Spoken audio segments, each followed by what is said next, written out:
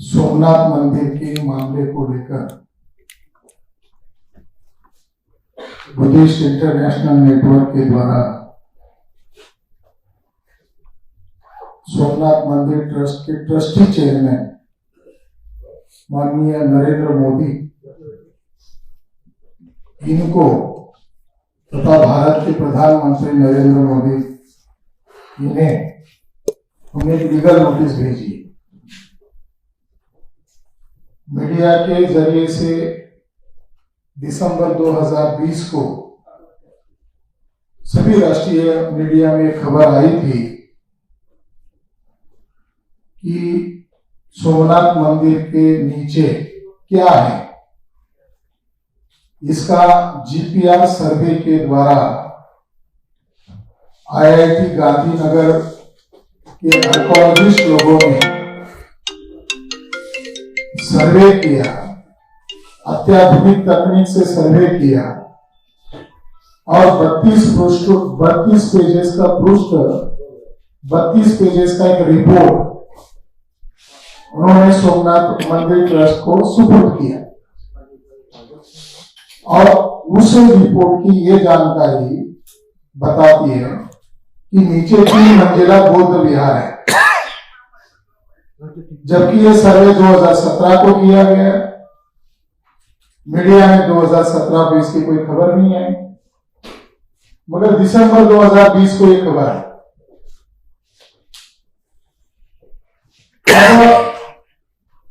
अत्याधुनिक टेक्नोलॉजी का सहारा लेकर ही काशी मथुरा में मस्जिदों में मंदिर ढूंढे जा रहे हैं। उसके लिए न्यायपालिका भी फास्ट एक्टिविटी कर रही है, एएसआई के लोग भी सक्रिय दिखाई दे रहे हैं और सरकार भी इंटरेस्टेड है। काशी मथुरा के मामले में कोर्ट ने निर्देश दिया कि जो आपने जीपीआर सर्वे किया है उसका रिपोर्ट कोर्ट में जल्द से जल्द दाखिल करें। तो न्यायपालिका इंटरेस्टेड है, एएसआई खुद उसके लिए पहल कर रही है, सरकार इंटरेस्टेड है। तो 2017 में जो जीपीआर सर्वे किया गया सोमनाथ मंदिर का, उसका रिपोर्ट रेडी है। उसके लिए जो लोकतांत्रिक संस्था है ASI, archaeological survey of India, वो क्यों पहल नहीं कर रही? नरेंद्र मोदी देश के प्रधानमंत्री है, भारत के बाहर जाते हैं तो बुद्ध के जय जयकार करते हैं, बुद्ध के नाम पर लंबे भाषण देते हैं, और इंडिया में आते ही बुद्ध को भूल क्यों जाते हैं? तो हमारा ये लीगल नोटिस के जरिए से ट्रस्टी चेयरमैन होने के नाते नरेंद्र मोदी को हमें जवाब देना होगा या कोर्ट में आकर जवाब देना होगा। अगर उसके नीचे 3 मंजिला बुद्ध विहार है तो उसके वो हिस्टोरिकल एविडेंस है, वो दुनिया विश्व धरोहर है, इतिहास को कड़ी जुड़ने वाली होगी, उसके अंदर ढेर सारे आर्कोलॉजिकल एविडेंसेस है, वो देना होगा। कल अभी गुजरात में खबर आई, यानी सरकार जो है और जो सरकारी संस्था है एएसआई या न्यायपालिका, वो इतिहास भारत के हमारे निवासी बहुजनों के इतिहास के साथ धोखेबाजी कर रही है। कल दिव्य भास्कर की गुजराती एडिशन की खबर में यह छपकर आया कि केंद्र सरकार पैसा दे रही है। धौलावीरा जो इंडस साइट है कच्छ भुज जिले में, धौलावीरा जो साइट है उसको केंद्र सरकार पैसा देना चाहती है। खबर में ये छापा गया जो गुजरात गवर्नमेंट के द्वारा कि वो सिंधु सरस्वती वैदिक सभ्यता, धौलावीरा ये सिंधु सरस्वती वैदिक सभ्यता है। हरियाणा में एक साइट है राखीगढ़ी, जहां एंशिएंट डीएनए ढूंढा गया कंकाल के अंदर, और उसमें ब्राह्मणों का डीएनए नहीं मिला। वो भारत के ही मूल निवासी लोगों का डीएनए मिला। ब्राह्मणों का डीएनए ग्रुप R1A1 है और भारत के बहुजन लोगों का डीएनए ग्रुप L3MN है। बसंत शिंदे दलाली किया और जो बातें रिपोर्ट में नहीं है वो बातें बताया। तो वो जो सभ्यता है उसके पास जो बोर्ड लगा है एएसआई क्यों है? क्योंकि एएसआई के पास वैज्ञानिक मापदंड है, उनके पास अथॉरिटी है। पहली बार एएसआई के द्वारा वहां पर जो बोर्ड लिखा गया वहां पर भी लिखा गया वैदिक सरस्वती सभ्यता। तो मूल निवासी बहुजनों के इतिहास पर डकैती डाला जा रहा है। ये वैदिक सभ्यता कैसे हो सकती है? वर्ण व्यवस्था, जाति व्यवस्था, उच्च नीचता, गैर बराबरी, ये सभ्यता कैसे हो सकती है? महिलाओं की गुलामी। और सरस्वती नदी के संदर्भ में ये गप कर रहे हैं, उनके पास कोई जवाब नहीं है। ये फेक नदी है, काल्पनिक नदी है, उसका आर्कोलॉजिकल कोई एविडेंस नहीं है, उसका भौतिक कोई आधार नहीं है। सरस्वती नामक नदी नहीं है, कल्पना है, मीथ है। और इंडस कल्चर ये भारत के मूल निवासी लोगों का है। चाहे धौलावीरा एक्सकवेशन हुआ, चाहे राखीगढ़ी का एक्सकवेशन होने वाला है, कंकाल मिला है, मगर जो कुछ टीले की जो खुदाई हुई है वहां तो उनका कोई यज्ञ वेदी नहीं मिला, घोड़े के अवशेष नहीं मिला, और यही स्थिति है। तो एंशियंट साइट का विकृतीकरण करके ब्राह्मणों का वर्चस्व थोपने के लिए ब्राह्मणों को मूल निवासी घोषित किया जा रहा है, यह अतिक्रमण है। और दूसरी तरफ ये अभी गंभीर मामला है। ये किताब आरएसएस के सीताराम गोयल के द्वारा 2 हेलेंस में पब्लिश किया है, जिसका टाइटल है Hindu temples what happened to them. इसके अंदर 1800 मस्जिदों को विवादित घोषित किया है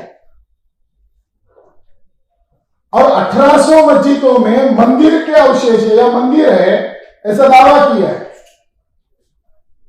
यह किताब 1990 में आरएसएस के अरुण शौरी और अन्य साथियों ने मिलकर उसको प्रकाशित किया, सीताराम गोयल ने। अब इसका रिप्रिंट एडिशन मेरे पास है। जो बातें यहां लिखी गई है उन्हीं बातों पर केंद्र सरकार, बीजेपी, आरएसएस के लोग काम कर रहे हैं विभिन्न राज्यों में। हिंदू मुसलमान, ये जो आरएसएस की थ्योरी है, इसके आधार पर विवाद खड़ा किया जा रहा है। अभी मैं जौनपुर से आया, जौनपुर में एक अटाला मस्जिद है, उसको घोषित किया जा रहा है अटाला देवी मंदिर है। और जौनपुर में 15 मस्जिदों को डिस्प्यूटेड घोषित किया। तो ये 1800 मस्जिदों का मामला नहीं है, बल्कि हमारा यह दावा है इस प्रेस कॉन्फ्रेंस के माध्यम से कि उसके नीचे एंशियंट बुद्धिस्ट मॉन्यूमेंट्स है। सम्राट अशोक के द्वारा 84,000 स्तूप और विहार बनाए गए थे, वो कहां गए? वो तो एक्वायर कर लिए गए, कब्जा किया गया। आदि शंकराचार्य का शांकर दिग्विजय, ये हिस्टोरियन लोग इसको प्रमाण मानते हैं। और 1895 को महाबोधि महाविहार का जो जजमेंट आया उसमें यह साफ कहा गया कि जगन्नाथ टेम्पल भी अशोक राजा के द्वारा बनाया गया महाविहार था, और जैसा उसके ऊपर कब्जा किया वैसा महाबोधि विहार पर कब्जा करना चाहते हैं। और जज महोदय ईमानदार थे, रंजन गोगोई की तरह नहीं थे, उनको कोई ब्लैकमेल नहीं किया गया, कोई ऑफर नहीं दिया गया। तो उन्होंने कहा क्यों कब्जा कर रहे हैं? तो उन्होंने कहा यहां के मूल बुद्धिस्ट लोगों को गुलाम बनाने के लिए उनके धर्म स्थलों पर कब्जा किया जा रहा है। उस जजमेंट में ब्रह्मांड पुराण का हवाला देकर कहा गया है कि ब्राह्मण लोग कहते हैं ब्रह्म पुराण में कि बुद्ध का चेहरा भी नहीं देखना चाहिए, सभी चीजों का, सभी पापों का प्रायश्चित निर्धारित है, मगर बुद्ध विहार में जाना या बुद्ध का चेहरा देखना देह दंड के अलावा कोई प्रायश्चित नहीं है। महाभारत में या पुराणों में मगध को अपवित्र कहा है, बनारस को अपवित्र कहा है, उधर किसी को, किसी द्विज को नहीं जाना चाहिए ऐसा कहा है। तो खुले तौर पर यह संघर्ष दिखाई दे रहा है नाग, यहाँ के जो नाग मूल निवासी लोग थे इनका और द्विज लोगों का, ब्राह्मण वर्ग का। तो ये जो 1800 मस्जिदों का मामला है, ये देश की शांति व्यवस्था को खराब करने का मामला है और भारत के SC ST OBC के लोगों को प्रतिक्रिया के रूप में हिंदू बनाने का एक षड्यंत्र है। भारत में हिंदू मुसलमान ये लड़ाई फेक लड़ाई है। जब भारत में इस्लाम दाखिल नहीं हुआ था तो भारत के लोग कौन थे? ये जो वर्तमान मुसलमान ये पहले कौन थे? अल बरूनी एक बड़ा हिस्टोरियन है, वो इंडिया में आए थे। अरबी रिकॉर्ड में उनका दुनिया में और इंडिया की हिस्ट्री में महत्वपूर्ण रोल है। उन्होंने अपने सफरनामे में लिखा कि भारत में 2 ही मजहब के लोग रहते हैं। एक मजहब का नाम बमनिया धर्म है, यानी ब्राह्मण धर्म, और दूसरे मजहब का नाम समनिया धर्म यानी श्रमण धर्म। बौद्ध धर्म का पर्याय नाम श्रमण धर्म, यानी 11वीं शताब्दी में 2 ही धर्म के लोग रहते थे। जिसे आज हिंदू धर्म कहा जा रहा है, स्वामी दयानंद सरस्वती को भागवत जी भूल गए होंगे, हम नहीं भूले हैं। स्वामी दयानंद सरस्वती ने सत्याग्रह प्रकाश के पेज नंबर 81 पर लिखा, हे आर्य ब्राह्मणों, तुम अपने आप को हिंदू मत कहो, क्योंकि हिंदू आक्रांता मुसलमानों के द्वारा दी हुई गाली है, जिसका अर्थ गुलाम, छली, कपटी, नीच, डाकू ये होता है। तुम अपने आप को आर्य को, ब्राह्मण को। तो कुल मिलाकर बात यह है कि ये सांस्कृतिक अतिक्रमण है, ये डकैती है, हमारे कल्चर को मिटाया जा रहा है, ऑर्गेनाइज वे में हो रहा है। और इसके लिए RSS BJP के लोग सरकारी संस्थाओं का मिसयूज कर रहे हैं, चाहे वो न्यायपालिका हो, चाहे ASI हो। हमारा ASI पर अब यकीन उड़ता जा रहा है। आज की खबर आई है, ये खबर का हेडिंग ही जनसत्ता में है, पेज नंबर 18 पर, देश के धरोहर स्थलों का संरक्षण करेंगे टाटा, डालमिया जैसे औद्योगिक घराने। महाराष्ट्र में फडणवीस गवर्नमेंट जो थी, उन्होंने छत्रपति शिवाजी महाराज के जो किले थे उनको होटल्स, रेस्टोरेंट, बार्स बनाने का अध्यादेश निकाला था, वहां विरोध हुआ, पीछे रहना पड़ा, फिर उनको अध्यादेश पीछे लेना पड़ा। क्या शाक्यमुनि तथागत बुद्ध के सेंटर बार बनाए जाएंगे, डांस बार बनाए जाएंगे, मैरिज हॉल बनाए जाएंगे, हनीमून सेंटर बनाए जाएंगे? टाटा, बिरला, बाटा को देश भेज दिया गया है, अंबानी को देश भेज दिया है। अब हमारा मूल निवासियों का कल्चर बेचने का नरेंद्र मोदी सरकार ने ऐलान किया है। तो हम आज प्रेस कॉन्फ्रेंस कर रहे हैं, कल हम सड़क पर उतरकर आंदोलन करेंगे और ASI का हेड ऑफिस यहां है। हम लाखों की संख्या में सड़क पर उतरकर अब तक दिसंबर भारी संख्या में हम ASI के मुख्यालय पर भी आएंगे और तमाम भारत के अंदर 31 राज्यों में 550 जिलों में हम इसका विरोध करते हैं। धन्यवाद। साथियों, अगली कड़ी में मैं चौधरी विकास पटेल जी को आमंत्रित करता हूं, जो कि राष्ट्रीय पिछड़ा वर्ग मोर्चा के राष्ट्रीय अध्यक्ष हैं, माननीय चौधरी विकास पटेल जी।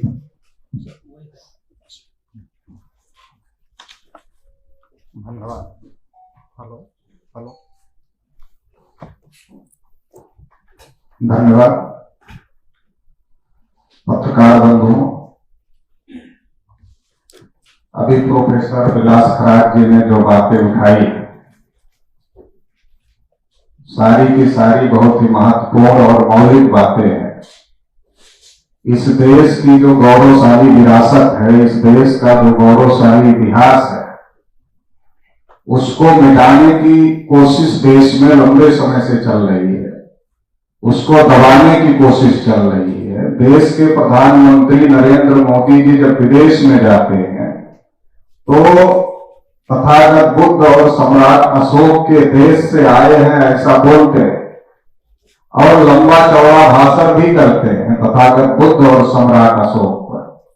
लेकिन भारत के अंदर जो सम्राट अशोक, तथागत बुद्ध, राजा प्रसेनजित और तमाम जो बुद्धिस्ट कल्चर के राजा हुए, उनके द्वारा जो स्मारक बनाए गए, उनके द्वारा जो बौद्ध विहार बनाए गए, उनके द्वारा जो स्तूप बनाए गए, उसको खत्म करने का काम भी किया जा रहा है।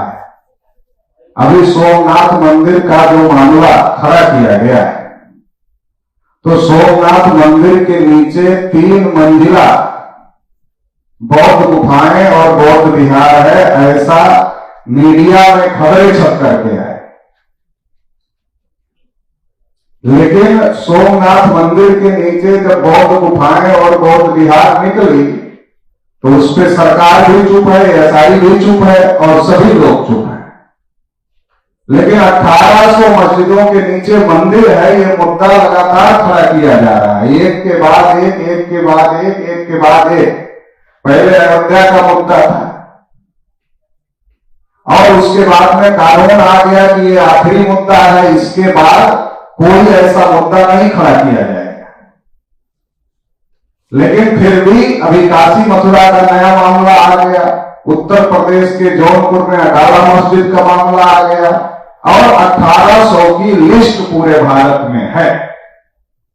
तो आरएसएस हो, बीजेपी हो, बजरंग दल हो, विश्व हिंदू परिषद हो, ये जो तमाम संगठन है जो इस प्रकार का काम कर रहे हैं, वो क्यों कर रहे हैं?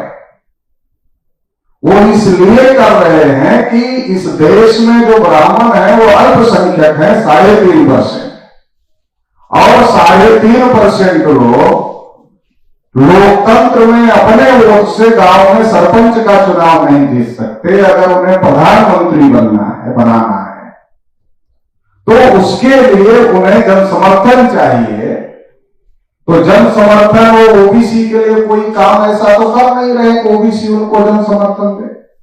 एससी के लिए, एसटी के लिए या देश में किसान, मजदूर, नौजवान, महिला, इनके लिए ऐसा कोई काम नहीं कर रहे हैं, उनको बड़े पैमाने पर जन समर्थन मिले। तो इसलिए वो देश में हिंदू और मुसलमान का विवाद खड़ा करके जन समर्थन हासिल करना चाहते हैं और इसके लिए लगातार कोशिश चल रही है। और इसमें जो सबसे बड़ा नुकसान हो रहा है वो ओबीसी समाज के लोगों को हो रहा है।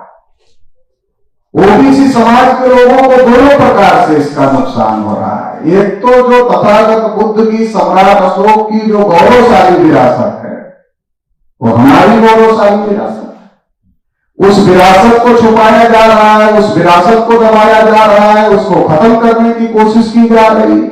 ये बहुत बड़ा हमारा नुकसान है। और इससे भी बड़ा नुकसान और भी है कि जो संवैधानिक हक अधिकार हमको मिले भारतीय संविधान में, तो जब मंदिर और मस्जिद का मामला खड़ा हो जाता है तो जो संवैधानिक अधिकार है वो मामला हवा में उड़ जाता है। जैसे जब 90-92 में मंडल कमीशन का मामला चल रहा था तो बाबरी मस्जिद और राम जन्मभूमि का मामला खड़ा कर करके उस मामले को दबा दिया गया और मंडल कमीशन केवल आंशिक रूप से लागू हुआ, पूरी तरीके से मंडल कमीशन अभी तक भी लागू नहीं हुआ। मंडल कमीशन की 90 में केवल एक सिफारिश लागू हुई और बाद में एक सिफारिश और लागू हुई। अभी तक केवल 2 सिफारिश मंडल कमीशन की लागू हुई, बाकी का सारा मंडल कमीशन लागू नहीं हुआ। ऊपर से क्रीमी लेयर भी लगा दिया गया और इसका नतीजा यह रहा कि भारत सरकार का कार्मिक मंत्रालय यह कहता है कि 79.2% क्लास 1, क्लास 2 की सर्विसेज में ब्राह्मण और तत्सम ऊंची जाति के लोगों का कब्जा है। तो ये क्यों है? क्योंकि मंडल कमीशन के साथ धोखाधड़ी हुई, मगर इस धोखाधड़ी को ओबीसी समझ ही नहीं पाया। क्यों नहीं समझ पाया? क्योंकि उस समय ओबीसी बाबरी मस्जिद और राम जन्मभूमि की लड़ाई लड़ने में व्यस्त था, इसलिए वो समझ नहीं पाया और उसका नुकसान हो। जो लोग बाबरी मस्जिद और राम जन्मभूमि की लड़ाई लड़ रहे थे, जब राम मंदिर का ट्रस्ट बना तो कम से कम उनको उसमें जगह देनी चाहिए थी, मगर एक भी ओबीसी को राम मंदिर के ट्रस्ट में जगह नहीं दिया। विनय कटियार, कल्याण सिंह, उमा भारती, बलवीर तोगड़िया, जो बड़े बड़े चेहरे थे मंदिर आंदोलन के, शिलान्यास तक में बुलाया नहीं, किसी को जगह नहीं दिया और सारे के सारे चुप इसलिए है कि सुप्रीम कोर्ट ने कहा कि मंदिर तो वहां बनेगा, लेकिन बाबरी मस्जिद गिराना गलत था। तो जिनका नाम गिराने में है, अगर वो ज्यादा बोलेंगे कि हमको ट्रस्ट में जगह दो, हमको राजनीति में सक्रिय करो, तो बाबरी मस्जिद वाले केस में ही सरकार उनको अंदर डालने का काम कर देगी, इसलिए डरे हुए हैं और चुप है। तो ओबीसी का इस्तेमाल हो रहा है हिंदू और मुसलमान के नाम पर। वास्तविक जो ओबीसी का प्राचीन कल्चर है वो हिंदू का कल्चर नहीं है, ब्राह्मणों का कल्चर नहीं है, वो बुद्धिज्म का कल्चर है, मगर इसको दबाया गया और जो बुद्धिज्म का हर कल्चर था उसका ब्राह्मणीकरण किया गया और ब्राह्मणीकरण करके हर चीज ब्राह्मणों ने अपने हिसाब से हमारे लोगों के ऊपर थोपने का काम किया और उसकी वजह से ये सारी चीजें हो रही। इसलिए इस बात को अब समझने की जरूरत है। 90-92 में बाबरी मस्जिद का मामला खड़ा करके ओबीसी की लड़ाई को कमजोर किया गया। आज जब देश भर में जाति आधारित जनगणना और संख्या के अनुपात में हिस्सेदारी की लड़ाई बहुत ज्यादा तेजी से आगे बढ़ रही है, तो आज उसको दबाने के लिए फिर काशी मथुरा जैसे विवाद खड़ा किए जा रहे हैं, अटाला मस्जिद जैसे विवाद खड़े किए जा रहे हैं। इसलिए इसको रोकना पड़ेगा, क्योंकि इसमें हमारा नुकसान हो रहा है, ओबीसी समाज का सबसे ज्यादा नुकसान हो रहा है और केवल ओबीसी का नहीं, एससी एसटी का भी नुकसान हो रहा है, किसान, मजदूर, नौजवान, महिला, सबका नुकसान हो रहा है। क्योंकि जब हिंदू मुसलमान के मुद्दे खड़े होते हैं तो जो आम मुद्दे हैं, आम जनता के जो मुद्दे हैं वो हवा में उड़ जाते हैं और धार्मिक ध्रुवीकरण के नाम पर चुनाव होते हैं और उससे जो ब्राह्मणों की पार्टियां हैं, कांग्रेस, बीजेपी, उनको धार्मिक ध्रुवीकरण का फायदा होता है और समाज को नुकसान होता है।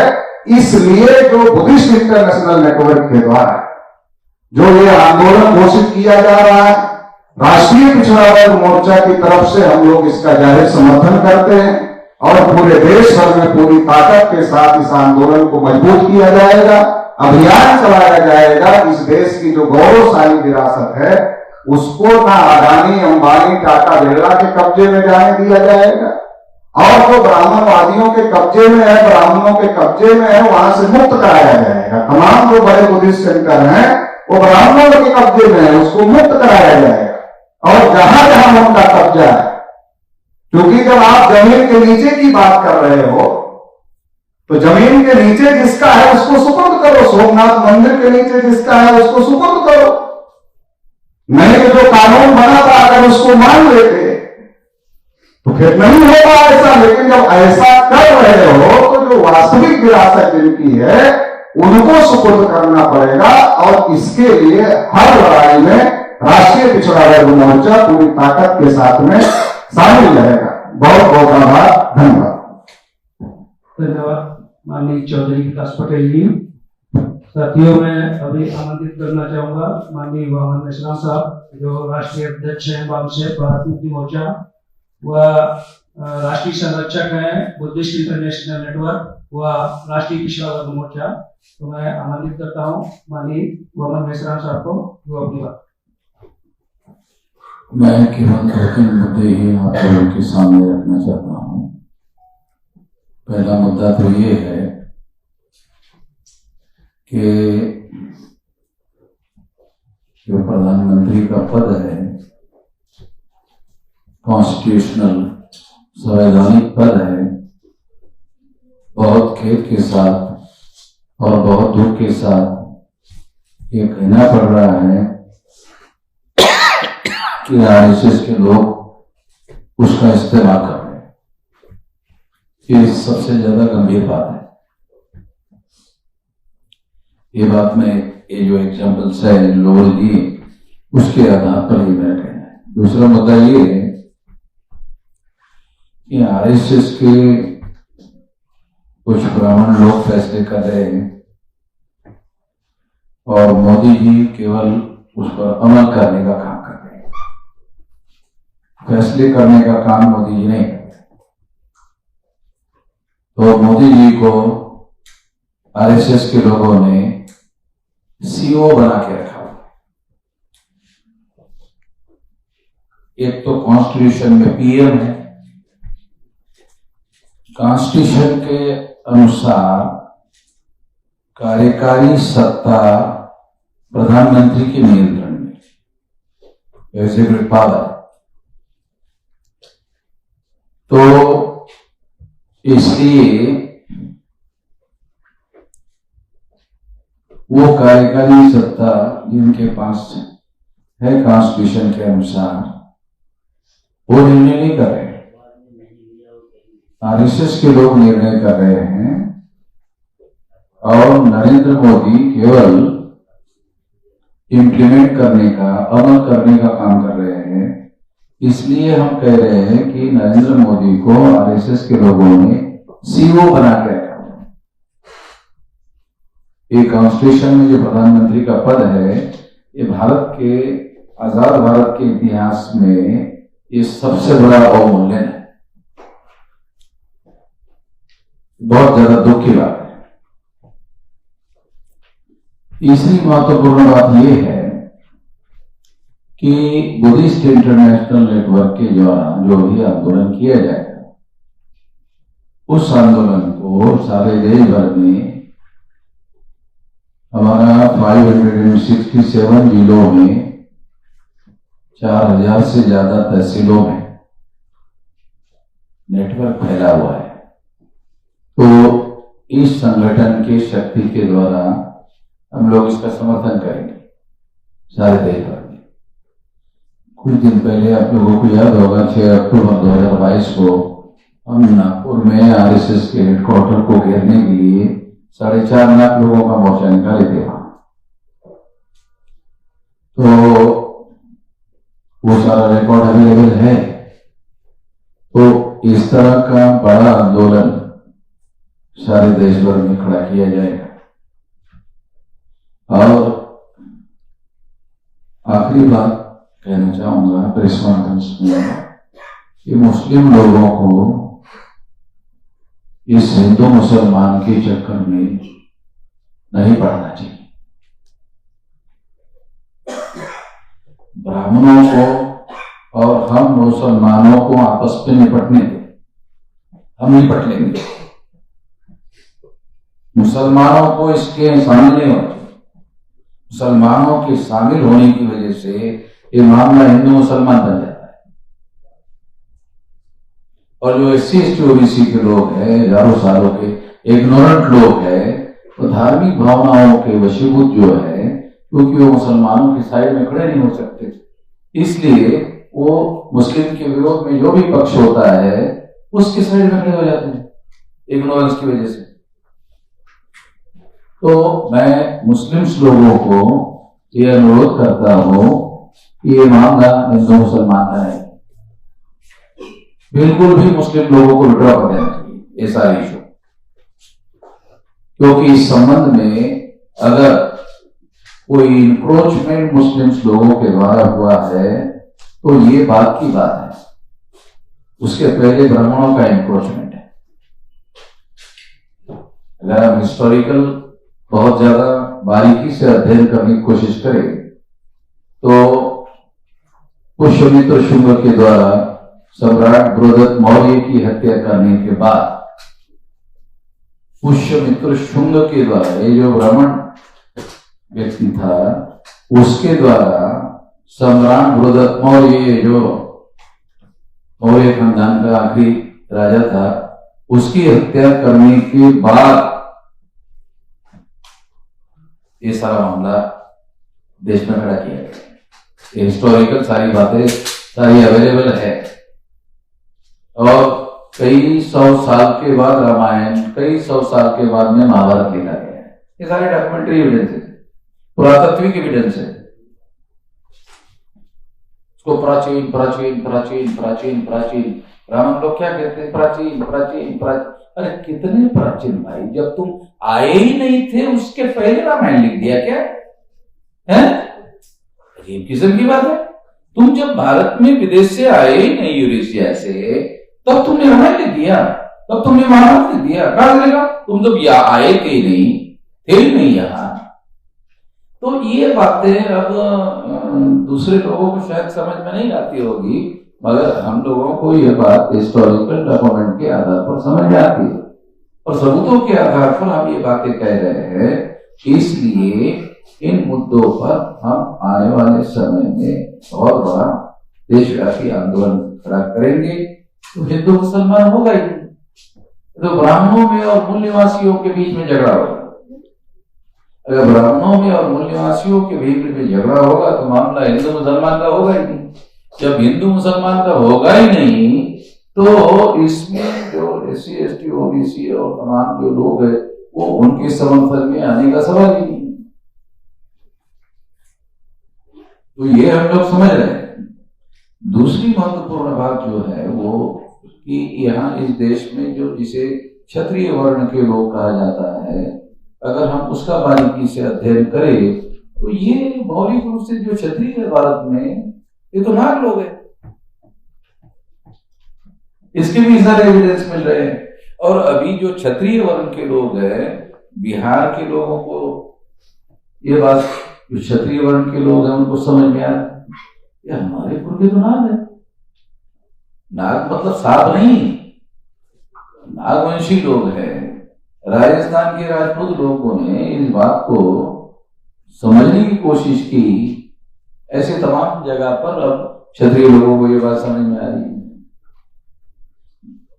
ब्राह्मणों के आगमन के बाद ब्राह्मणों ने जो वर्णा सिस्टम बनाया, उस वर्णा सिस्टम में ब्राह्मण 3.5% अगर छोड़ दिए जाए तो सारे के सारे नाग लोग, जिनको उन्होंने वर्णा सिस्टम में एकोमोडेट किया, एसिमिलेट किया, ये उनके ही शब्द है। एसिमिलेशन, ये बाल गंगाधर तिलक ने यूज किया हुआ शब्द है, एसिमिलेशन। वो एसिमिलेट करके उन्होंने वर्णा सिस्टम में ब्राह्मण छोड़कर क्षत्रिय, वैश्य, शूद्र ये सारा बनाया। और फिर बुद्धिस्ट लोगों ने इनका वर्चस्व मानने से इनकार कर दिया, तो बुद्धिस्ट लोगों को ब्राह्मणों ने अछूत घोषित किया। ये बात बाबा साहब अम्बेडकर ने जो अनटचेबल नाम का ग्रंथ लिखा, उसमें सारे के सारे प्रमाण के साथ प्रूव किए थे। अगर आप में से किसी ने अनटचेबल नाम का ग्रंथ पढ़ा होगा तो उसमें उनका कहना है कि बुद्धिस्ट लोगों को ब्राह्मणों ने अनटचेबल घोषित किया।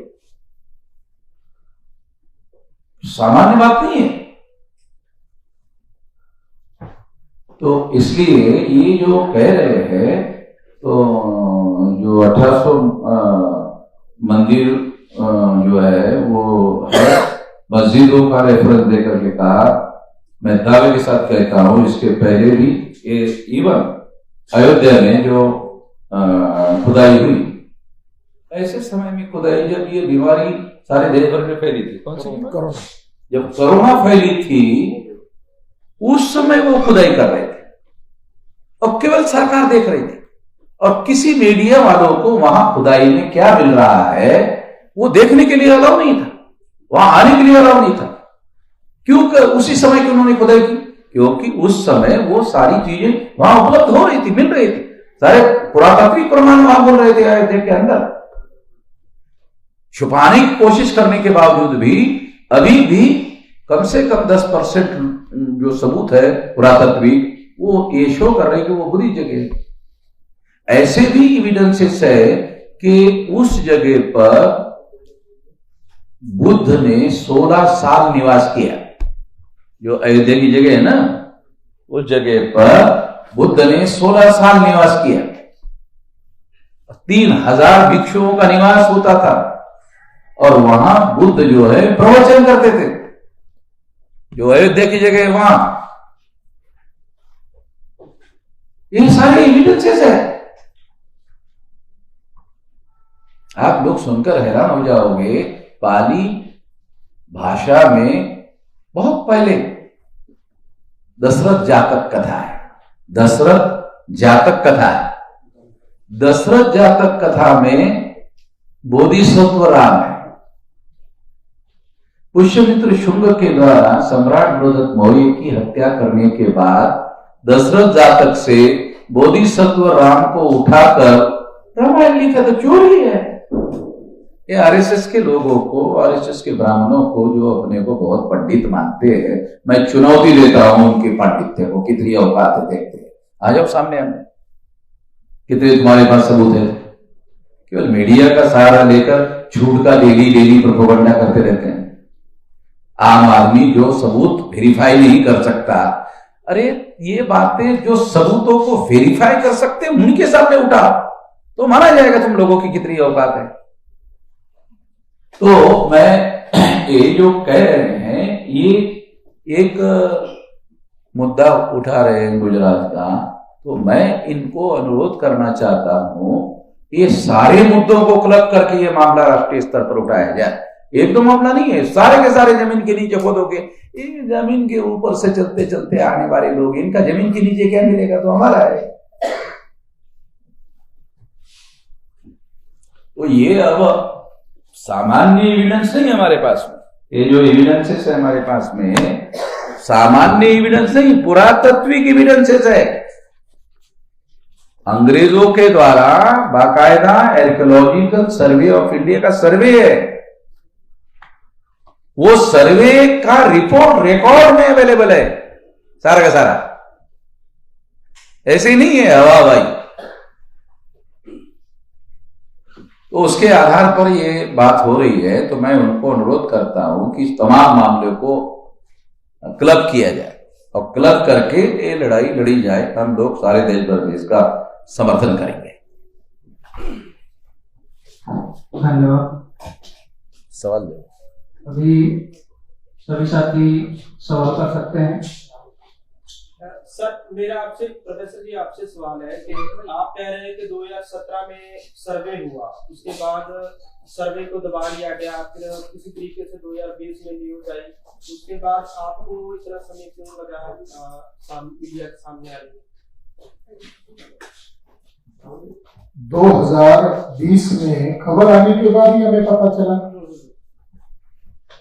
फिर उसके बाद हमने क्या किया? जो प्रावधान है, कानूनन प्रावधान, हम लोगों ने आरटीआई डाला। अखबार में छापा गया कि 32 पेजेस का सोमनाथ मंदिर का जो रिपोर्ट है, वो उसकी कॉपी हमें चाहिए थी, क्योंकि खबर एक सिंगल कॉलम की खबर थी, वो कोई ब्रेकिंग न्यूज नहीं थी। सिंगल कॉलम, वो भी बैक पेज में, जहां पे पढ़ नहीं पाता ऐसी जगह पर। तो हमने आईटीआई डाला और आईटीआई डाल के जानकारी निकालने का प्रयास किया। तो जो आईटीआई में हमें जानकारी मिली, तब हमें बड़ा आश्चर्य लगा कि इस जानकारी को पब्लिक करना चाहिए। हम लोगों ने गुजरात गवर्नमेंट को, एएसआई को और सोमनाथ मंदिर ट्रस्ट को एप्लीकेशन दिया कि वो रिपोर्ट की कॉपी हमें चाहिए, मैं डिटेल पढ़ना है, हमारा इंटरेस्ट है। हमें भी बड़ा आश्चर्य कि मीडिया वालों को कैसा उसका रिपोर्ट मिला। किसी मीडिया वाले से भी हमने संपर्क किया कि हमें कॉपी दे दो, तो वो रिपोर्ट देने से एएसआई ने कह दिया कि हमारे पास वो रिपोर्ट ही नहीं है। बड़ा आश्चर्यजनक बात है कि सोमनाथ मंदिर का हिस्ट्री बता कर तो इतने बार आक्रमण हुआ, इतने बार लूटा गया, इतना सोना लूटा गया, ये जो थ्योरी बता कर तो लोगों का दिमाग खराब किया गया था। ये रिपोर्ट सार्वजनिक होने से उनका सारा जो काल्पनिक इतिहास है वो मिट्टी में मिलने वाला था। एएसआई ने जवाब दिया हमारे पास नहीं है, वो गांधीनगर आईआईटी के पास है। गांधीनगर आईआईटी को पूछा, उन्होंने भी देने से मना किया। तो आईटीआई के जरिए से हम अपील में गए कि उनको बंधन कर रहे थे, वो सार्वजनिक करना चाहिए, देना चाहिए। तो यहां का जो आयुक्त है, केंद्रीय आईटीआई का जो आयुक्त है, उसने ऑर्डर निकाला कि इनको देना चाहिए। तो उन्होंने जवाब दिया कि वो हमने सुपुर्द कर दिया है और उसकी कॉपी हमें दी। हमें चाहिए था, उन्होंने कहा हमने ट्रस्ट को सुपुर्द किया है। और जो केंद्रीय आयुक्त है ITI का, उसने भी बाद में उन्हीं लोगों का समर्थन किया और यह दलील दिया गया कि सोमनाथ ट्रस्ट के ऊपर यह बंधनकारक नहीं है कि वो रिपोर्ट दिया जाए, वो बंधनकारक नहीं है। तो सोमनाथ मंदिर ट्रस्ट का प्रमुख नरेंद्र मोदी है, ये नरेंद्र मोदी के इशारे पर यह काम चल रहा है। हमने अपील में उनको आर्गुमेंट किया कि गांधीनगर IIT जो है वो सेंट्रल एम्प्लॉय है और उनको टैक्स पेयर लोग पेमेंट देते हैं, उनको बंधनकारक है। तो जानकारी में ये बात सामने आई कि ये जानकारी, ये रिपोर्ट वो लीक करना नहीं चाहते नरेंद्र मोदी, ट्रस्टी चेयरमैन। और ये जो संस्था है ESI इससे पूर्ण नंगी हो जाती है। तो हमारे पास कोई एविडेंस आना चाहिए। 2020 में खबर आई, ITI से हमें जानकारी आई, तो हमने फिर अभी लीगल नोटिस भेजा है। नरेंद्र मोदी को कोर्ट में तो जवाब देना पड़ेगा और हम आंदोलन की घोषणा आज की है, जनता के बीच में भी जाकर उनको जवाब देना पड़ेगा। आप जैसे ये कह रहे हैं कि सोमनाथ मंदिर की विरासत है जिसे ब्राह्मणों ने कब्जा किया, तो ASI जैसी बड़ी कंपनी है या देश के प्रधानमंत्री जिसको आप ट्रस्टी बता रहे हैं, ये सारे लोग ASI कंपनी नहीं है, ASI भारत सरकार का विभाग है। तो ये सब उसको छुपा क्यों रहे हैं, उसकी छुट्टी क्यों है? मेश्राम साहब बोलते हैं कि ये अल्पसंख्यक लोगों का डेमोक्रेटिक संस्था पर कब्जा हुआ है। ASI के जितने भी डायरेक्टर जनरल है उसमें SC के कितने हैं, ST के कितने हैं, OBC के कितने हैं, अभी तक एक भी नहीं है, अभी तक एक भी नहीं बना। 75 साल का जश्न मना रहे, डायरेक्टर जनरल एक भी नहीं बना। वो लोग मिली भगत करके कॉन्स्पिरेसी कर रहे हैं, प्लानिंग करके कर रहे हैं। इसलिए अब न्यायपालिका रंजन गोगोई को राज्यसभा का ऑफर दिया। रंजन गोगोई के ऊपर जिस महिला ने आरोप लगाया, रंजन गोगोई का ब्लैकमेल हुआ। अपनी व्यक्तिगत इज्जत बचाने के चक्कर में नरेंद्र मोदी को उन्होंने वो जैसा चाहिए वैसा फैसला दिया। और जो साकेत है वो बुद्धिस्ट पिलग्रिम्स युवन संघ और फैयान ने लिखा हुआ है, डॉक्यूमेंट्री है। वो सारा का सारा बुद्धिस्ट प्लेस होने के बावजूद वो कितनी जगह पर डिस्प्यूट था, 1.75 एकड़ मॉस्क्यू और टेम्पल के नाम पर 1.75 एकड़ एरिया का डिबेट था। फैसला दे दिया 1250 पेज में। किस आधार पर दिया? श्रद्धा आस्था के नाम पर दिया। क्या न्यायपालिका श्रद्धा और आस्था के नाम पर चलती है? करने वाली बात है। दूसरी खतरनाक बात, इस जजमेंट को सुप्रीम कोर्ट का वो जज जिसने अपने आप को भेज दिया, ऐसे जजमेंट को हम न्यायिक फैसला नहीं मानते। ये ब्लैकमेल किया गया फैसला है। उस जजमेंट से बहुत बड़ा परिणाम देश में भविष्य में आने वाला है, इसलिए तो हमें लड़ना पड़ रहा है। उस जजमेंट का दूसरा ड्रॉबैक्स ये है, उसने कहा यही पैदा हुए, ये आस्था और श्रद्धा का मामला है। हिस्टोरियन कहते हैं राम कृष्ण शिव ये माइथोलॉजिकल कैरेक्टर है, मगर सुप्रीम कोर्ट का जज कह रहा नहीं, यही पैदा हुए। पुराण जब लिखे गए, ब्राह्मणों ने पुराण लिखे, पुराणों में राम कृष्ण और ये लोग ये ब्राह्मणों के लिखे हुए पुराण। तो ब्राह्मणों ने जो पुराण लिखे वो सारे काल्पनिक है, उन्होंने अपने हिसाब से लिखे। प्रोफेसर ज्ञानमत की जिस तरह से सुप्रीम कोर्ट मतलब उदार करने के लिए ASI को, ठीक है, तो ये भी करना सोमनाथ मंदिर हमारी वही तो कहना है। आप एक दो का बात, मैंने जो कहा एक दो का मुद्दा नहीं है। ये किताब कह रहा है 1800, तो अभी तो एक दो तुम्हारी चर्चा में आया हुआ है, ये 1800 आने वाली है चर्चा में। इसके पहले कि वो एक एक करके 1800 चर्चा में लाए, हम खुद एक साथ 1800 लाते हैं। ये सारे के सारे 1800 की खुदाई करो नीचे, और जो है वो हैंडओवर करो उनको, ये खत्म करो इसका पॉलिटिकलाइजेशन जो है। इससे हमारे देश का बहुत भारी नुकसान हो रहा है। सुप्रीम कोर्ट को देखना चाहिए इसको, जो मतलब कहीं पे हाँ, वो आप कह रहे देखना चाहिए, ऐसा बहुत सारे लोग कह रहे देखना चाहिए। देखना चाहिए मतलब कि फॉर्मूला सुप्रीम कोर्ट का है, सुप्रीम कोर्ट को देखना चाहिए। हाँ, देखना चाहिए, मैं भी कह रहा हूँ, आपका भी यकीन है। आपने इश्यू रेज किया, हम लोगों ने सुन ली। हाँ, ये हम लोग की जो काम है वो तो हम करेंगे, लेकिन ध्यान रखिए कि जिस तरह से सुप्रीम कोर्ट पीछे पड़े थ्रू ASI, तो why it is not here. अभी हम लोग भी उसमें पार्टी बनेंगे, हाँ, तो हम अपना दस्तावेज रखेंगे वहां। जैसे मुस्लिम और ब्राह्मणों के बीच में चल रहा है ना, तो हम लोग हस्तक्षेप याचिका दाखिल करेंगे। ASI तो वो तो भारत सरकार का जो कहना है, RSS का पक्ष ले रही है भारत सरकार। सुप्रीम कोर्ट ASI को डायरेक्शन दे रहा है, भारत सरकार नहीं दे रहा है। हाँ, सुप्रीम कोर्ट सोमनाथ मंदिर को भी डायरेक्शन वो इसलिए दे रहा है, ये आपको मालूम होना चाहिए, ये सारे देश का केवल मामला नहीं बन रहा है, इससे मामला इंटरनेशनल भी बनता है।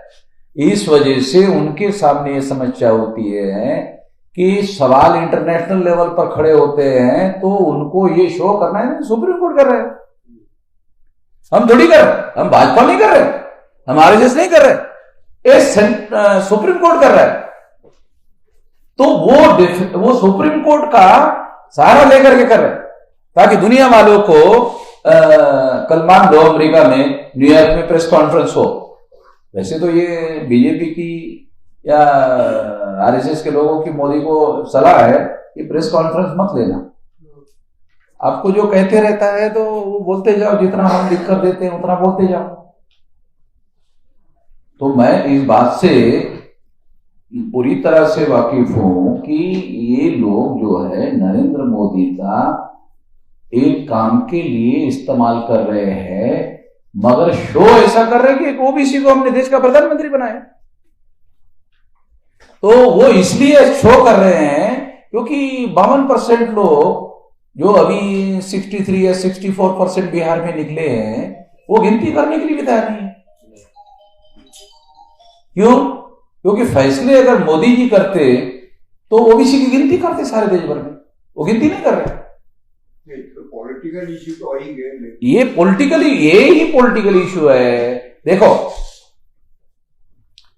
ब्राह्मणों की संख्या 3.5% है, रूलिंग पार्टी भी ब्राह्मणों की, अपोजिशन पार्टी भी ब्राह्मणों की, कांग्रेस जाती है तो बीजेपी आती है, बीजेपी जाती है तो कांग्रेस आती है। ये तो इस वजह से हो रहा है ना, हिंदू मुसलमान हिंदू मुसलमान हिंदू मुसलमान हिंदू मुसलमान हिंदू मुसलमान करने की वजह से तो केवल 2 पार्टी को बेनिफिट होता है, तो कांग्रेस को होता है तो बीजेपी को होता है। ये तो पॉलिटिकल इश्यू है ना। इससे क्या होता है कि जो हिंदू मुसलमान का जब इश्यू बनता है तो SC ST OBC नहीं रहता है, वो हिंदू बन जाता है, उसको बना दिया जाता है इस तरह से। और फिर उसके आधार पर जो लोग चुनकर जाते हैं, फिर उनके आधार पर फैसले होते हैं। अगर SC ST OBC के लोग नरेंद्र मोदी को कहे कि भाई SC ST OBC को मुद्दा आधारित कोई फैसला किया जाए, तो नहीं, तो हम तो हिंदुओं की पार्टी है, हमारी तो हिंदुओं की सरकार है, हिंदू के लिए आपको कुछ चाहिए तो बोलो, हिंदू मंदिरों के लिए आपको कुछ चाहिए तो बोलो। इन लोगों को जो कॉन्स्टिट्यूशनल प्रोटेक्शन दिया हुआ है उसके लिए तो कुछ कर नहीं रहे। और इधर किसी को कुछ पूछ रहे हैं। आपने कहा था कि वेद पुराण जो है ब्राह्मणों ने बैठ के अपनी मर्जी से लिखी है, लेकिन इंटरनेशनल इट इज प्रूव्ड कि Veda is the oldest literal document available. और आप कह रहे हो कि ये जो प्राचीन में कुछ मैंने कह रहा, काशी जो है one of the oldest city in the world, internationally proved है। तो आप कह रहे हो वेद पुराण ब्राह्मण चाय पीते हुए बैठ के अपने मर्जी से लिख रहे हैं, ये कह रहे हो आप थोड़ा पीछे बैठे हुए हैं और थोड़ा आगे आ जाते तो ज्यादा बेहतर होता और आपको पता चलता कि मैंने वेद शब्द यूज नहीं किया, पुराण शब्द यूज, मैं इतिहास को बड़ी बात ही जानता हूं, मैं वेद के बारे में नहीं बोल रहा हूं, आप मिक्स मत करो। हाँ, पुराण उसी डाल के किसने कहा? कोई है एविडेंस? हमारे पास तो है। दो चीजों को मिक्स मत करो। वेद पुराण, पुराण अलग चीज है और वेद अलग चीज है। हाँ? हिंदू शब्द कब आया भारत में और वेद का निर्माण कब हुआ? अब आप पत्रकार हैं, आप तो जानते हैं ना। ये जो आक्रांता मुसलमान भारत में आए, उसके आने के बाद हिंदू शब्द आया, ऐसा दयानंद सरस्वती खुद ही कहते, ठीक है, रिकॉर्ड में कहते हैं और हिस्टोरिकल भी है। ऐसा कोई हिंदू शब्द मुसलमान आक्रांता भारत में आने के पहले वजूद में नहीं है। और अगर ये मुसलमान 11वीं 12वीं सदी के आसपास या 7वीं 8वीं सदी के आसपास अगर ये शब्द आया है, अगर ये मानते हैं, तो आप इसको वेदकालीन क्यों बता रहे हो? आपको मालूम है, ऐसा नहीं कि आपको मालूम नहीं, आपको मालूम है उस समय दूसरा शब्द यूज था। अलबेरीनी रिकॉर्ड में लिखा हुआ है, ये भी आपके सामने एविडेंस के तौर पर बोला गया है कि उस समय जिसे आप हिंदू धर्म कह रहे हो वो ब्राह्मण धर्म था। अगर ब्राह्मणों को अपने ही धर्म का नाम ब्राह्मण धर्म प्रचार करने में कोई दिक्कत है तो हम मदद करने के लिए तैयार है ना उनको, कि आप ब्राह्मण का ब्राह्मण धर्म के नाम पर प्रचार करो। चुप क्यों रहे हो हिंदू के नाम पर? आप खुद ही कहते हो कि मुसलमानों की कोई बात हमें मंजूर नहीं है, तो मुसलमानों का दिया हुआ हिंदू शब्द क्यों मंजूर है? ये भी इतिहास है कि कई हिंदुओं को बुद्धिस्ट कन्वर्ट किया गया है, ये सब आप बता रहे हो। ब्राह्मणों को, हिंदू ब्राह्मण ही हिंदू तो थे नहीं, ब्राह्मणों को कन्वर्ट करके बुद्धिस्ट। जब हिंदू उस समय था ही नहीं मान्यवर, तो हिंदुओं को कन्वर्ट किया बुद्धिज्म में, क्या बोल रहे हो? ब्राह्मण अब तो हिंदू मान नहीं रहे, चलो हिंदू नहीं थे, ब्राह्मण तो थे, उनको कन्वर्ट किया गया, ये भी इतिहास में है। हाँ, तो ये हमने इनकार किया? ऐसा कोई कहा हमने कि ब्राह्मण जो है बुद्धिज्म में कन्वर्ट नहीं हुए हैं? हमने कब कहा? ऐसे कहा किसी स्टैंडर्ड? ऐसा तो कहा ही नहीं। हाँ, आप उस समय के ब्राह्मणों को हिंदू आज का शब्द यूज कर रहे हो, ये तो जरा ज्यादा सोची समझी बात है। तो आप ऐसा मत करो, आप तो पत्रकार है ना, शयाने आदमी है आप अक्लमंद आदमी है। हाँ, ये करिए। और इसके लिए मैं ब्राह्मणों की मदद करने के लिए तैयार हूं कि आप अपने धर्म का ब्राह्मण धर्म के नाम पर प्रचार करो। आपको प्रचार के लिए मदद चाहिए, पैसों की मदद चाहिए, डोनेशन चाहिए, विश्व हिंदू परिषद को हम देने के लिए तैयार है। इसका ब्राह्मण धर्म के नाम पर प्रचार करें। आप अगर मदद करवाए, बीच बचाव करें, आप मीडिएटर बन जाए विश्व हिंदू परिषद आरएसएस के बीच और हमारे बीच में, तो अच्छा रहेगा। ठीक है, थैंक यू।